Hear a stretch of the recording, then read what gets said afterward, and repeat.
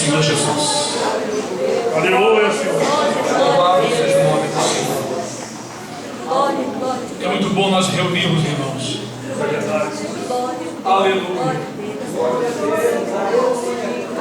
Aleluia. Há quem diga que nós não precisamos reunir em templos. Não importa em templos ou numa casa ou em cima de uma montanha. O que importa é onde estiver 2 ou 3 reunidos em meu nome, o Senhor se faz presente. O que importa é que o fogareiro, o fogão, não pode ficar sem lenha em casa. Aleluia. Cada um Glória a em Deus. casa, uma lenha. E precisamos estarmos juntos para que a chama de um irmão vai passando para o outro. Glória a Deus. Isso é muito importante. Todo poderoso. Glória a Deus. Há muitos que ignoram isso porque não tem uma revelação do Senhor. São secos em seus discursos e estão desvanecendo com o tempo, querendo agregar assim um grupo de pessoas que acreditem neles. Mas o Senhor revela pela sua palavra para Aleluia, Senhor. Glória a Jesus. 1 Coríntios capítulo 3. Vamos dar continuidade ao assunto que nós tínhamos começado semana passada. Aleluia. Glória a Deus. 1 Coríntios capítulo 3, versículo 16 e 17, que diz: não sabeis vós que sois templo de Deus e que o Espírito de Deus habita em vós? Se alguém destruir o templo de Deus, Deus o destruirá, porque o templo de Deus, que sois vós, é santo. Podeis assentar. Imagine um cristão que se depara com pessoas que instruem mal. Imagine um servo do Senhor ou uma serva do Senhor que é um templo, faz parte, é templo do Espírito Santo, e cai na mão de alguém que destrói esta pessoa, destrói a fé dessa pessoa, destrói o conhecimento da verdade, destrói o amor, destrói a santidade. Deus o destruirá.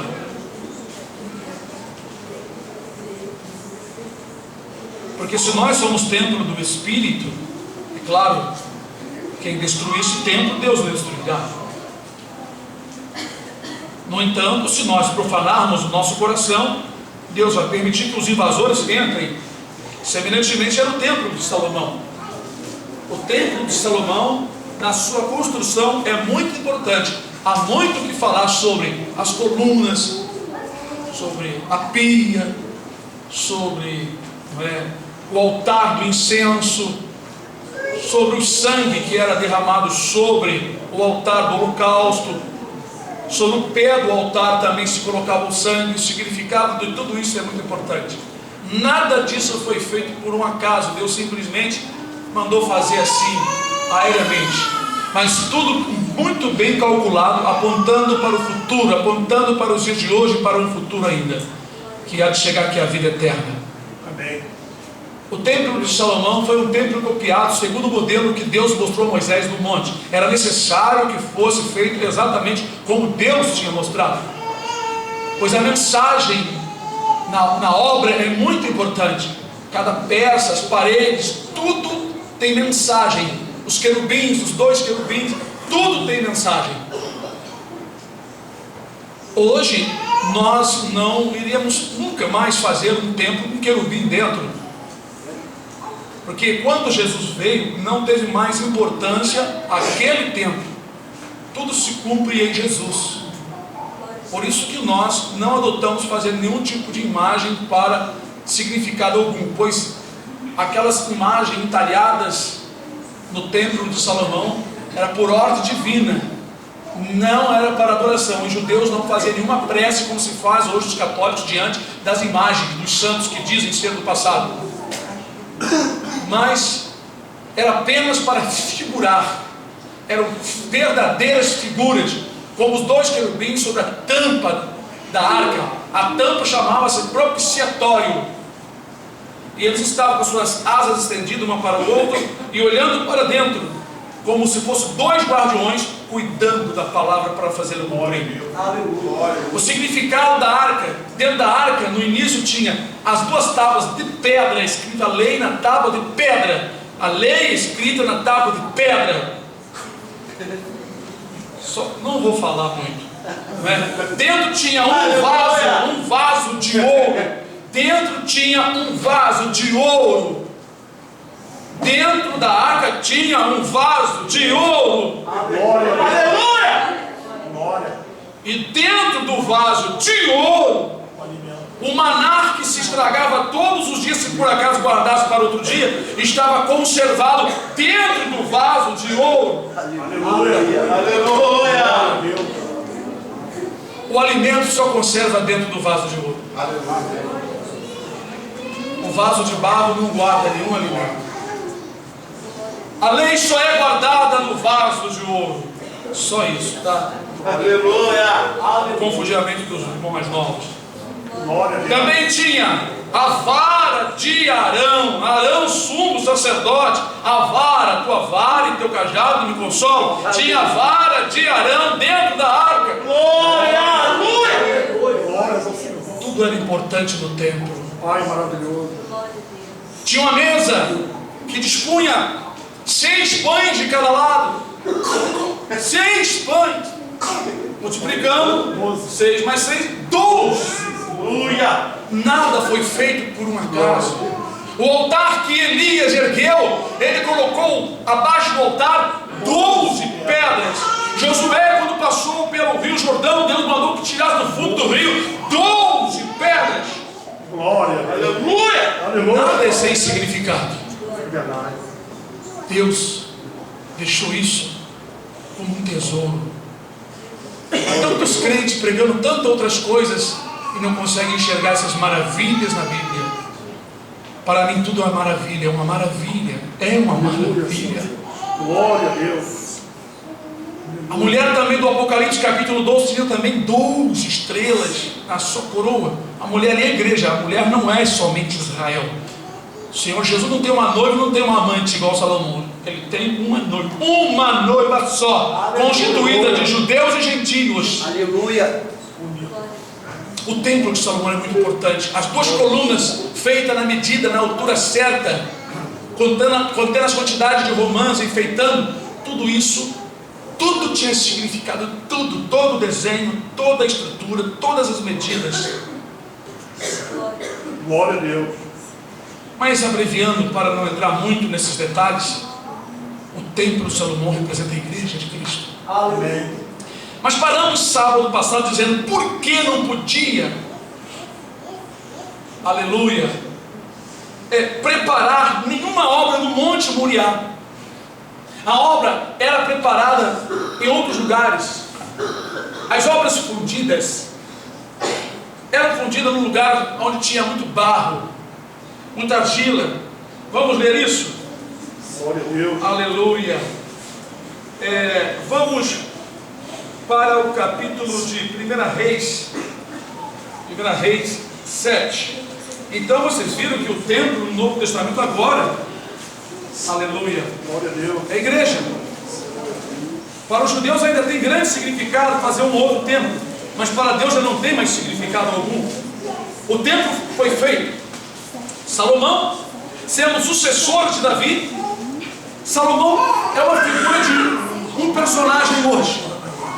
Davi é figura e representante de outro personagem. É muito interessante a construção, porque Davi não podia realmente construir o templo. O Senhor disse que ele foi um homem que derramou muito sangue. Davi não podia, porque a posteridade dele é que tinha que construir o templo. Nós sabemos que Salomão proveio da linhagem de Judá e filho de Davi. De certa forma, teve a mão de Davi, porque Davi deixou preparos, deixou material, deixou riqueza, ouro e prata. E Salomão, então, edificou o templo que Deus proibiu Davi de edificar. Mas então, quem é Davi? Quem é Salomão? Hoje, Davi, rei de Israel.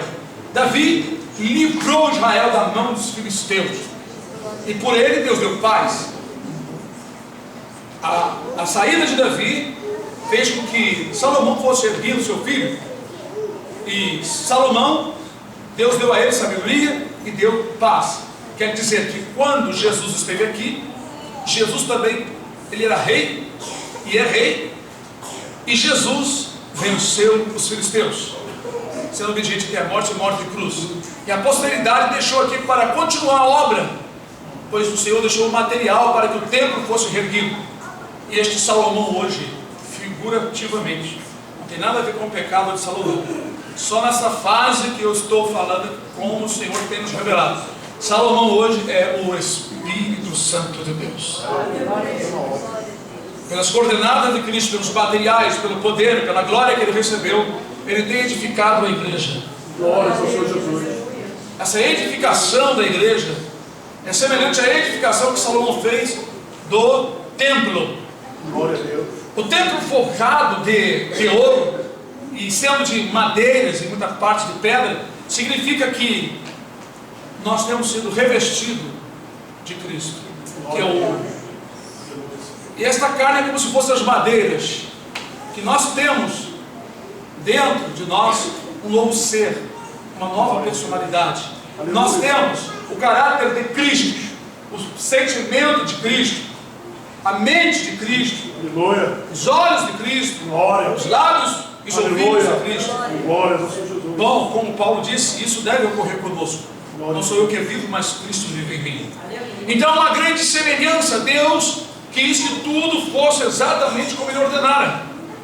Davi era um homem segundo o coração do Senhor. No entanto, quando desejou construir uma casa para Deus, Deus o barrou. Deus não queria, porque não era ele. A intenção era boa? Era. Era da vontade do Senhor construir um templo? Era. Mas ele não era a pessoa certa. Você quer fazer uma obra para Deus? Amém? Ele quer fazer essa obra, mas será que você é a pessoa que Ele quer que faça?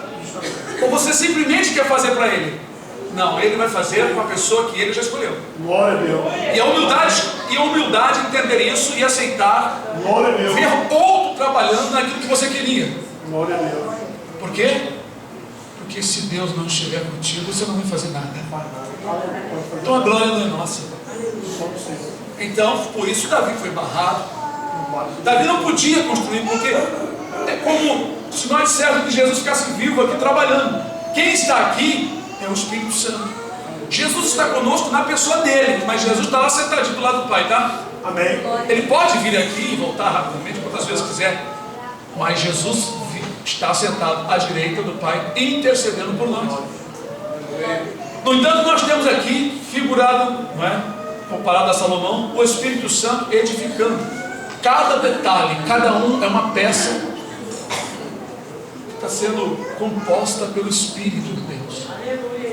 É interessante, como nós falamos, demorou 7 anos, como está terminando a obra do Espírito Santo. Por que ele vai ser tirado da terra? Porque vai acabar a obra. A obra do Espírito Santo de operar os milagres, o tempo da graça, o favor divino, revelar ações, vai terminar. Quando chegar a grande tribulação, o Espírito para, a obra cessa. É interessante que também os irmãos estão sendo preparados para ocupar uma posição nos céus.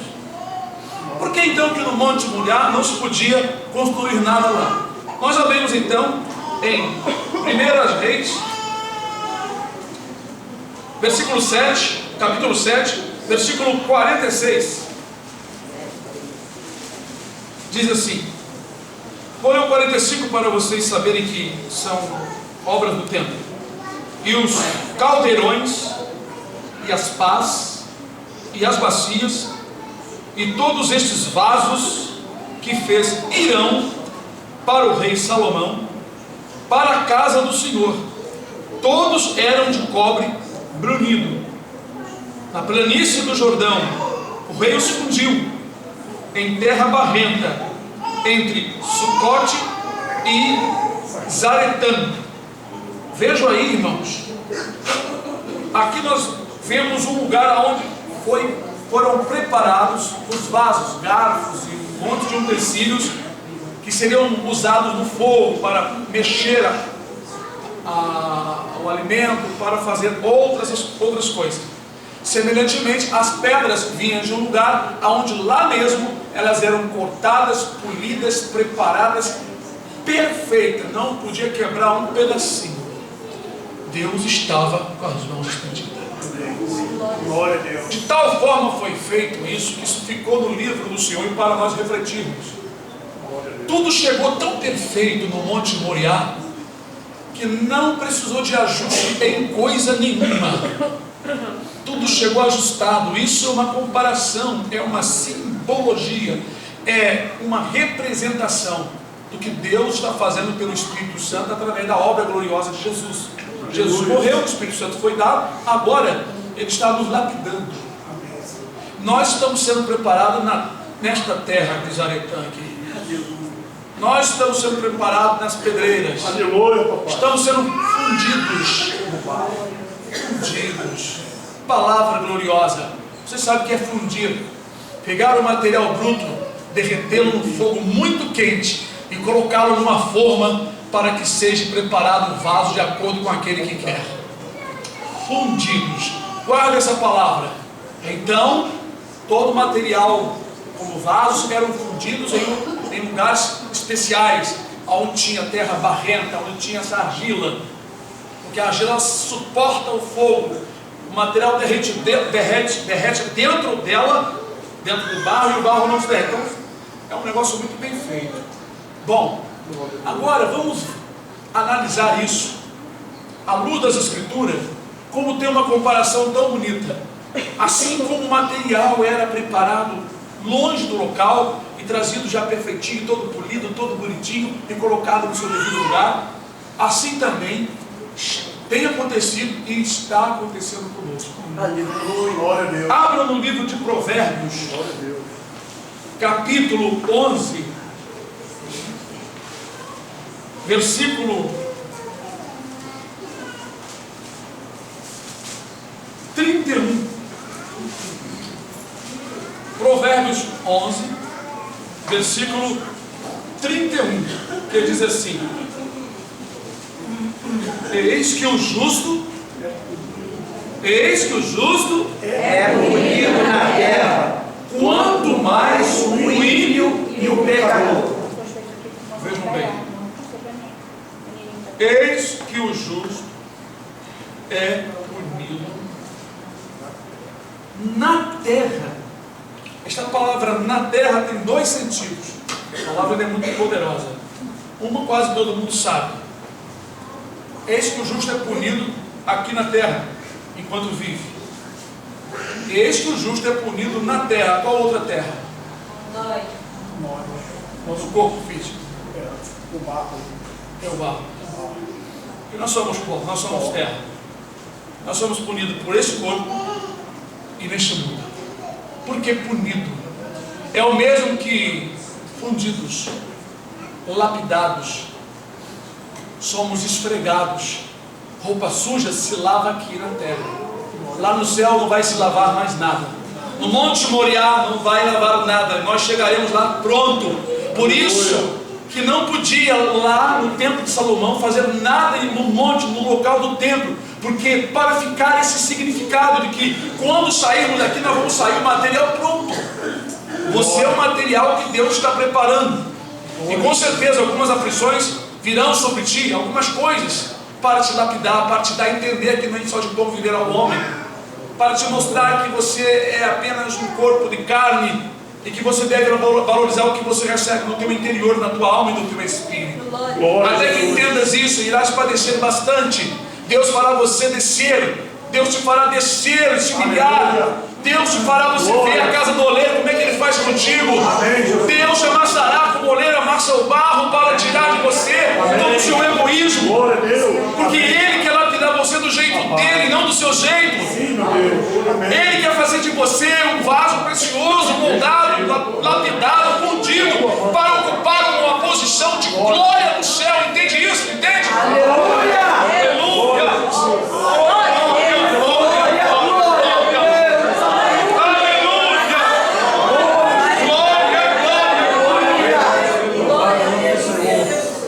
Muitas vezes, por falta do conhecimento e do estudo, nós ignoramos, fechamos nossos corações e não queremos ser lapidados pelo Senhor, porque achamos que é uma desgraça muito grande quando as coisas vêm contra nós ou sobre nós.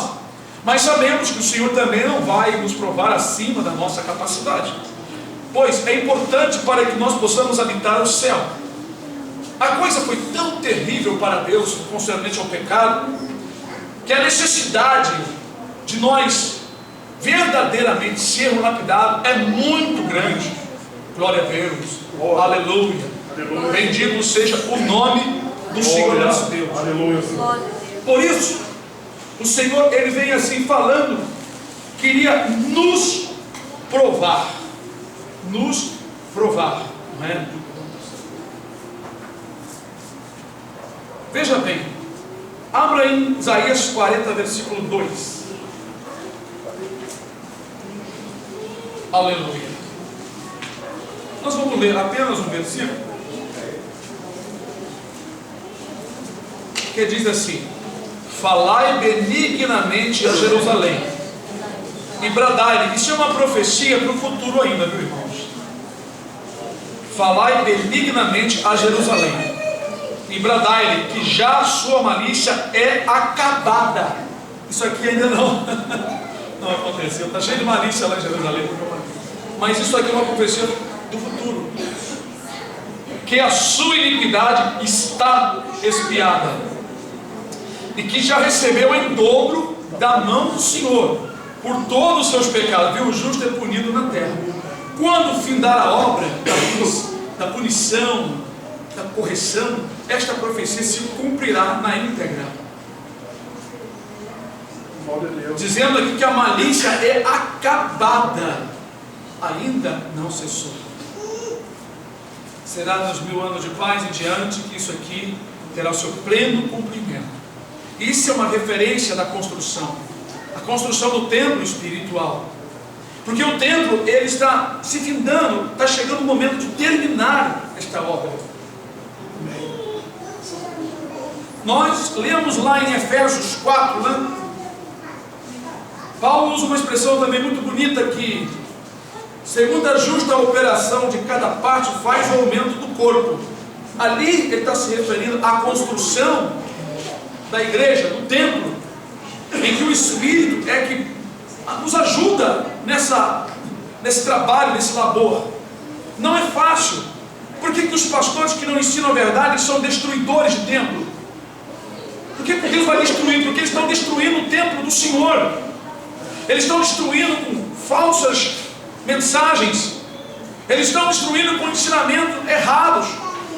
Eles estão construindo a igreja do Senhor com material roubado, material faltando.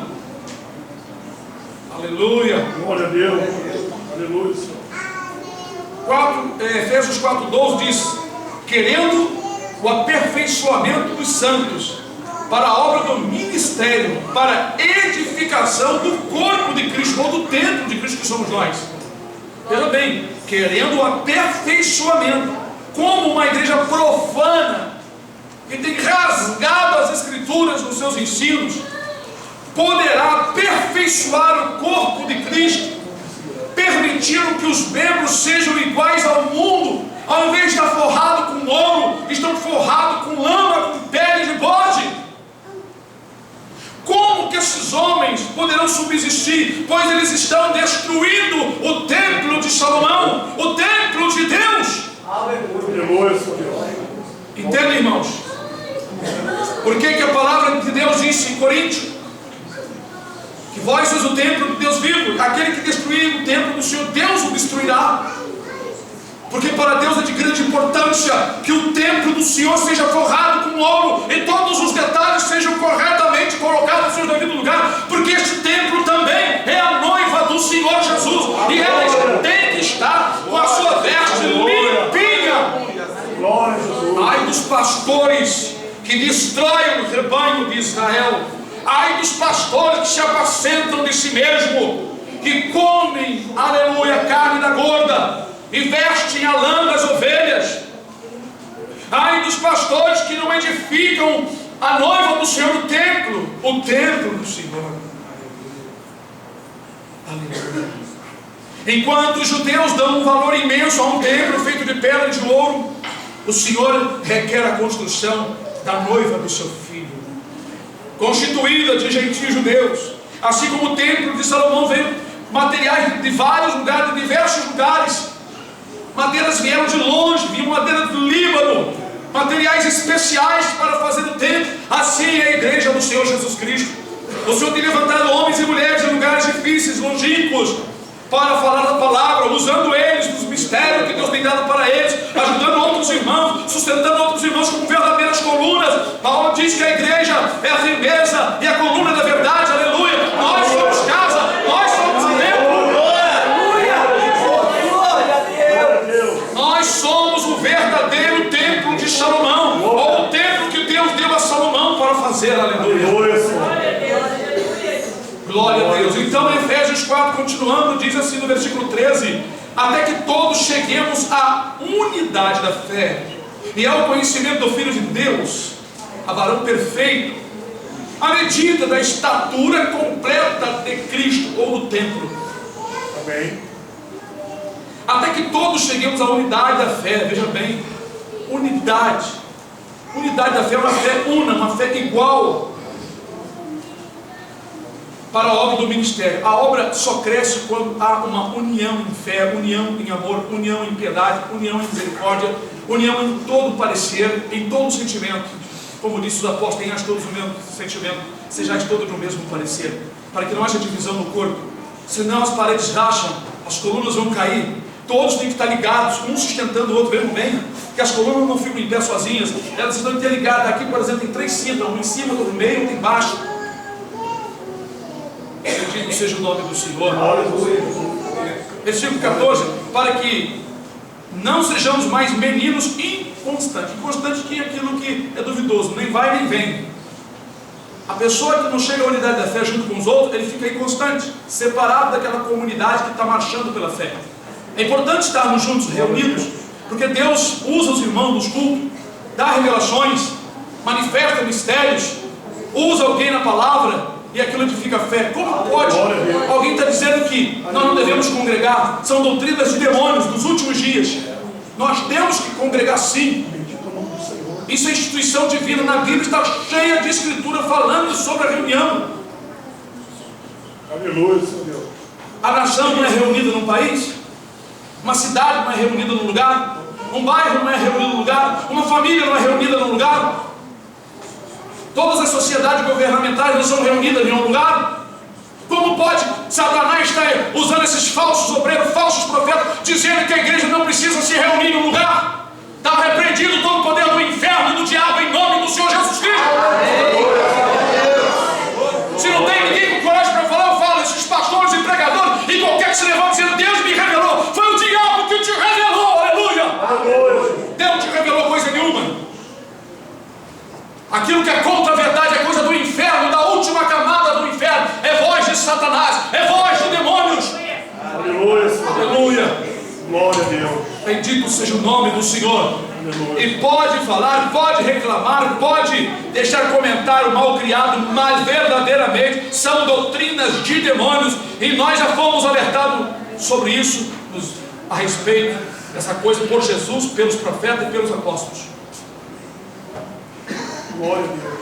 Queriam entrar loucos devoradores, queriam dividir o rebanho, ia dispersar o rebanho.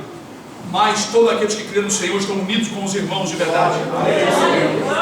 Pode o irmão estar numa igreja em que a igreja não seja santa, mas ele está unido com Cristo, está unido conosco e está unido em outro lugar. E ele lá, mesmo no meio de um rebanho contaminado, até Deus disser para ele ir para outra igreja, ele vai servir de luz naquele lugar, testemunho contra as trevas, como serviu Jeremias, Ebed-Meleque, Baruque e os mais pobres que eram luz no meio da rebeldia de Jerusalém, como Ezequiel, aleluia.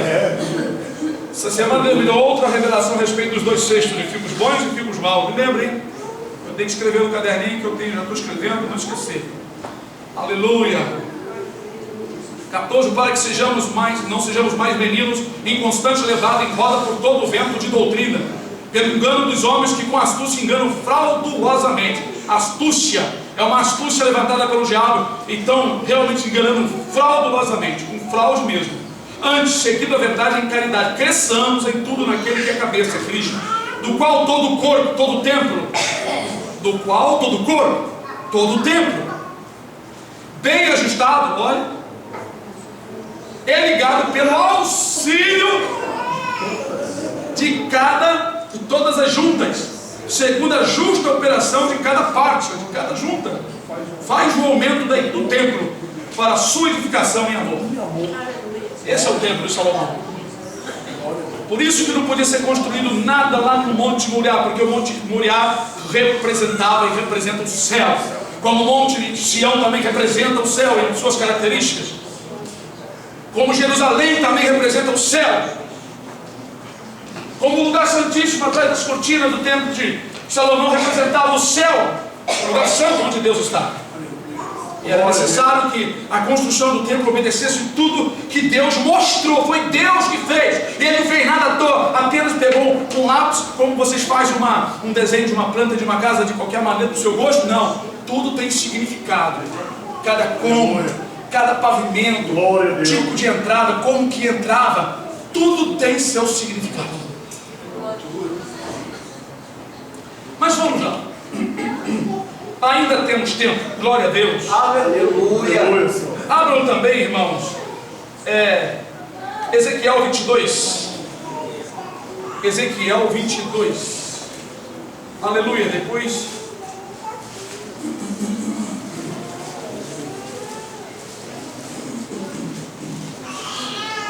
a palavra do Senhor, no livro de Ezequiel 22,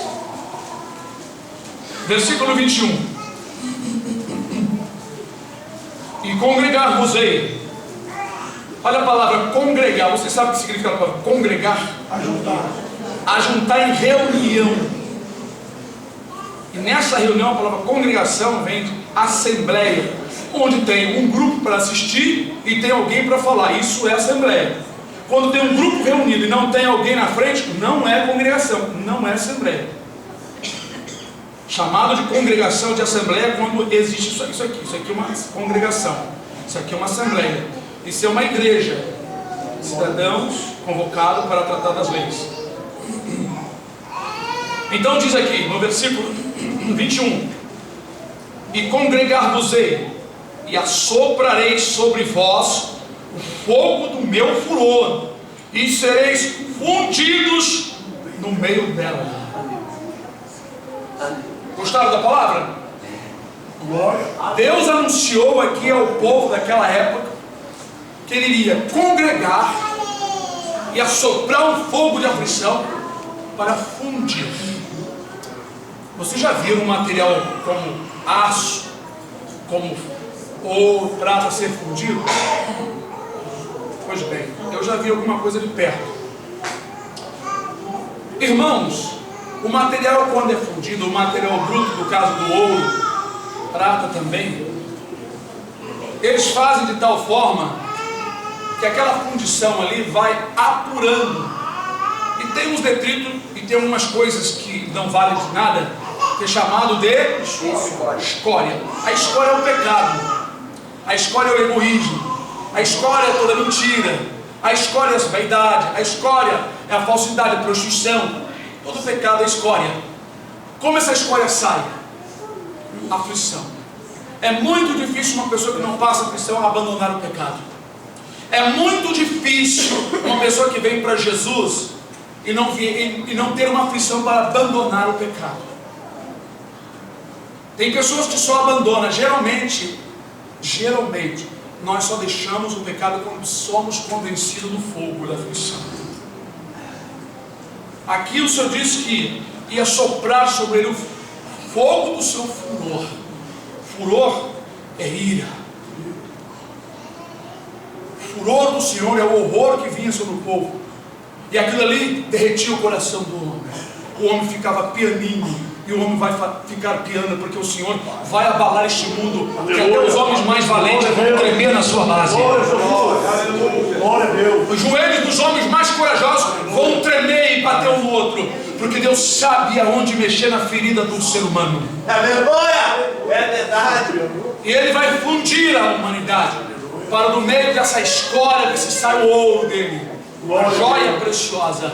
Não pense que os irmãos podem escapar. Se vocês são escolhidos, e não estão percebendo bem a sua caminhada, estão de qualquer maneira, Deus vai te fundir. Uma maneira de Deus fundir muitos irmãos, chegando perto da partida e colocar no leito da enfermidade.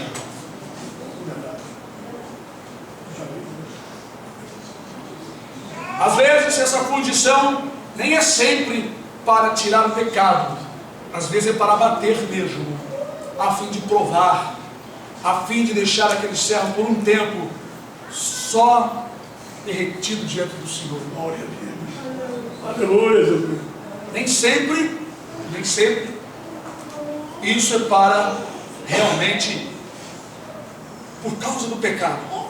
Há uma necessidade que o Senhor só Ele conhece. Por exemplo, Jó foi fundido, Jó foi derretido. Havia escolha nele? Não havia. Mas a sua derretição, a sua fundição, causou uma mensagem de milhares de anos e calou a boca do ímpio, do diabo.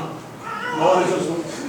Às vezes é necessário um irmão ser submetido a uma fundição. Bom, não acabou. Vamos ainda no livro de Jeremias, capítulo 9, antes de Ezequiel. Jeremias, capítulo 9, antes do livro de Ezequiel. Jeremias 9, versículo 7. Portanto, assim diz o Senhor dos Exércitos: eis que eu os fundirei e os provarei. Porque de que outra maneira eu procederia com a filha do meu povo?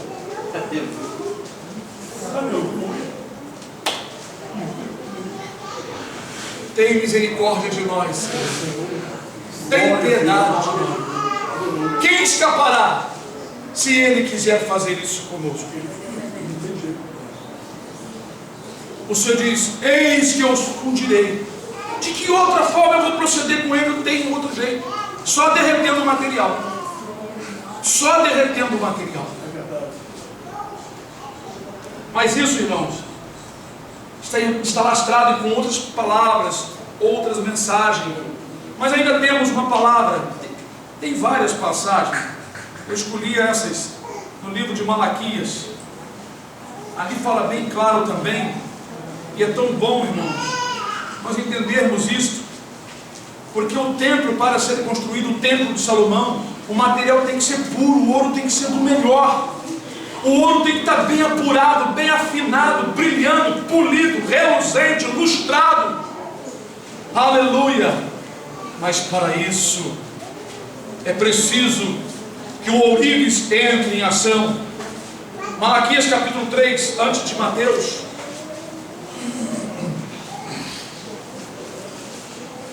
Versículo 2 que diz: mas quem suportará o dia da sua vida? Falando de Jesus.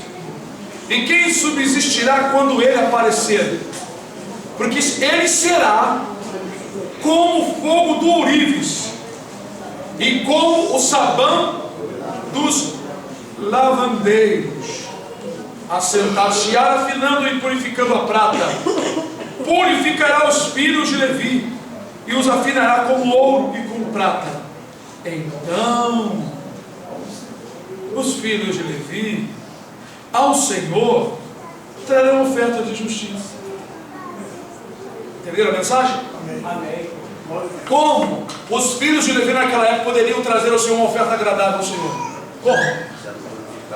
Sendo primeiro fundidos, purificados, ensaboados, esfregados. E quem é o lavandeiro? É Deus. Quem é o sabão do lavandeiro? É Jesus. E ele será com o sabão, e ele será, isso aqui é um sabão, tá? Faz de conta. E ele será como o sabão do lavandeiro. O lavandeiro segura o sabão, ele esfrega o sabão em quem? Não é na roupa. Depois que a roupa está lá, a roupa é você. O sabão é Cristo, a lei, a palavra. Glória a Deus. E o lavandeiro é Deus. E depois o Senhor vai pegar você e esfrega. Glória a Deus. Na roça vai fazer isso na roça, né? Pá, na pedra, né? Pá. irmãs sabem que moraram na roça. E como tem a roupa na pedra? A pedra é Cristo, né? Tem que bater na pedra. A pedra é a palavra. Ou como fogo do ourives. A Bíblia diz que o Senhor é o verbo. E aqui está escrito que será como fogo. Nós lemos que o Senhor vai assoprar fogo do seu furor. Significa que a palavra, que é Cristo, será ditada, será pronunciada os juízos contra a humanidade e contra o povo do Senhor, para que alguns desses derretendo não sejam consumidos, mas apenas sejam derretidos para Deus formar uma peça bonita, um trabalho maravilhoso, não é? Como alguém que fabrica esse óculos que eu já emendei com a colinha aqui, ele está de pé, aleluia. Mas então, queridos irmãos, Deus, Ele tem falado na sua palavra que o templo é muito importante e que o material usado no templo somos nós somos o templo e nós somos o material. Precisa ser de primeira qualidade. Primeira qualidade. Por que nesse livro de Malaquias o Senhor reclamou que o povo trazia animal cego, animal aleijado, animal roubado, fazia a oferta de qualquer maneira? Porque eles estavam representando o Filho de Deus como um animal de qualquer maneira. Os judeus, sem saber, estão apurando a novilha vermelha. Apuraram a novilha vermelha, já tem a novilha vermelha para o sacrifício. Tem já os animais puros, sem manchas, sem eles saberem, não é? Estão representando bem agora o Filho de Deus. Aqueles animais todos, claro, na lei representavam, ainda representam. Mas a verdade é que o Senhor já não está mais olhando para aquilo. A obra já está realizada.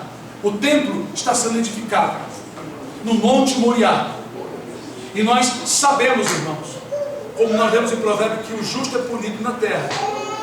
Que a grande tribulação, Deus a elaborou, Deus predestinou, Deus preparou tudo para fundir o último material entre os judeus e entre os gentios, daqueles que ficarem na grande tribulação. Só que o fogo vai ser aquecido 7 vezes. O fogo precisa ser um fogo muito forte, porque o pecado cresceu em demasia no meio do povo. Então, para tirar essa escória é preciso uma boa fundição. Por isso Deus preparou esse último estágio. Isso para mim é tão claro, irmão. Glória a Deus. Eu gostaria que vocês estivessem esse raciocínio também, para que vocês entendessem que Deus vem fundindo o povo desde o início, mas a última fundição, irmãos, é a final. É a final. É o último mergulho de Naamã. É o último mergulho. É o último dia que Miriam fica leprosa fora do arraial, para que a obra seja completa. Assim como o Senhor acompanhou toda a construção para que terminasse exatamente no ano 7º, desde o início da construção, assim tem acompanhado desde o início do mundo que Ele criou, até agora, o final da obra da igreja. Deu vários sinais sobre este tempo, este período de 7.000 anos, que vai passar um pouquinho, mostrando que no 7º dia, no 7º ano, tudo cessava, tudo melhorava. Lembram lá na lei, né? Lembram da lei da escravidão? Alguns lembram? Vocês sabem quantos anos eram para que viesse o tempo da liberdade? Recebia fogo. 6 anos. 6 anos, né? O 7º era do... Recebia fogo. Vocês sabem por que o escravo recebia liberdade? Significa, irmãos, que nós vamos receber a liberdade desse mundo, sair fora dessa escravidão. Não que somos escravos do pecado, mas estamos sujeitos, irmãos, às coisas necessárias desta vida. E o dia a dia que é cansativo, de todas as coisas. Então, irmãos, nós vamos verdadeiramente sair livre, sem dívida nenhuma. Porque o nosso remidor, que é Jesus, Ele já pagou na cruz com o seu sangue a nossa fiança. Vamos para o Monte Moriá, sermos colocados cada um no seu devido lugar.